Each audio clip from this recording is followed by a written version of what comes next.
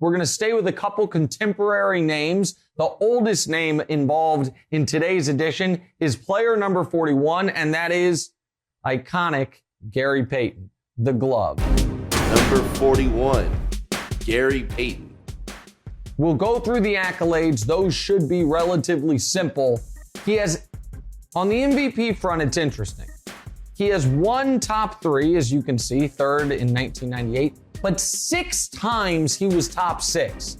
So he has no other top 5s. I expanded it to 6th because 5 separate times he came in 6th in MVP voting. He won a Defensive Player of the Year. Why does that matter? He is the only backcourt player to win Defensive Player of the Year in the last 30 plus seasons. In the 80s, Jordan won, Moncrief won, backcourt guys could win it.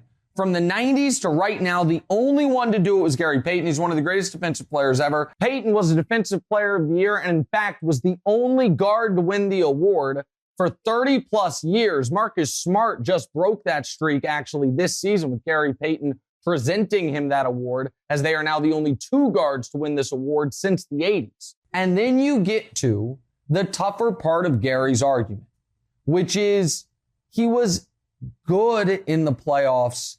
It's hard to argue he was great in the playoffs, because those accolades I just listed, those types of MVP finishes, those all-NBA appearances, how long he played, and the fact that statistically he's never going to get the full, he's always going to get a bit of the short end of the stick because so much of his impact was on defense.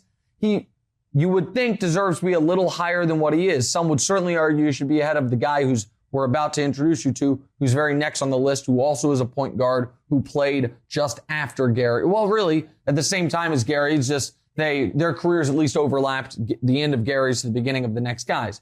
So why is Gary not higher?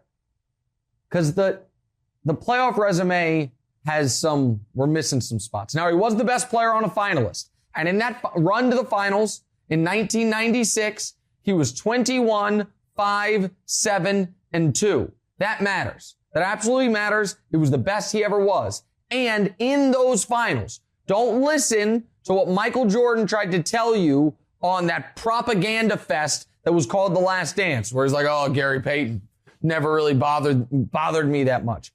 In those NBA finals, George Karl foolishly did not let Gary guard Michael at the beginning of the series. The Bulls promptly went up 3-0. Jordan did whatever he wanted. Then, once they put Gary Payton on Michael, Game 4 the Sonics won, Game 5 the Sonics won, Game 6 was close until the end. The Bulls ended up winning the title. In those final 3 games, Michael Jordan was 23 points per game and 37% shooting. It is far and away the worst 3-game stretch of any of Jordan's finals appearances. So Gary gets credit for that. The problem is on his playoff resume, not a lot of other great moments. He had in 2000, he had one great game against Utah, 35, 10, 11, and 6. That's, the one of his few 30-point career playoff games and his only career playoff triple-double. He averaged 22 and 7 during his 9-year playoff prime. Again, that's good, and he did it with great defense, but it wasn't enough to quite break through even when he had apex Shawn Kemp. Now, where I don't think he gets enough credit is this.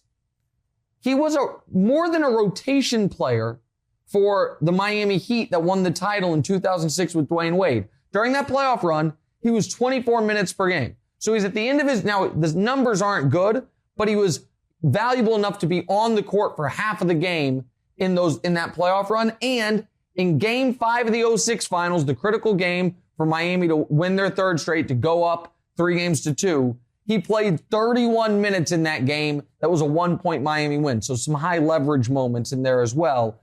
But he's not higher because there's not a lot of great iconic playoff moments we can point to. Let's go to one of our callers on a Gary Payton question. I'm Martin Weiss. I'm about to tell you why Gary Payton is a no doubt top 20 player of all time. First of all, one of the 2-3 best two-way point guards in the game. 35th all-time in points, 10th all-time in assists. That wasn't even his specialty. 9 defensive teams in a row. I mean, come on. 17-year career, Hall of Famer, top 75 player, and the best NBA trash talker in the history of the game. top 20 without a doubt.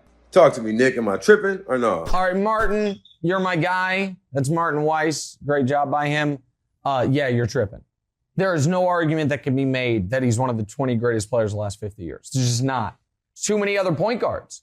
So, like, forget Magic and Steph and Isaiah, but there isn't a compelling argument that Gary Payton's had a better career than Chris Paul. It just doesn't exist.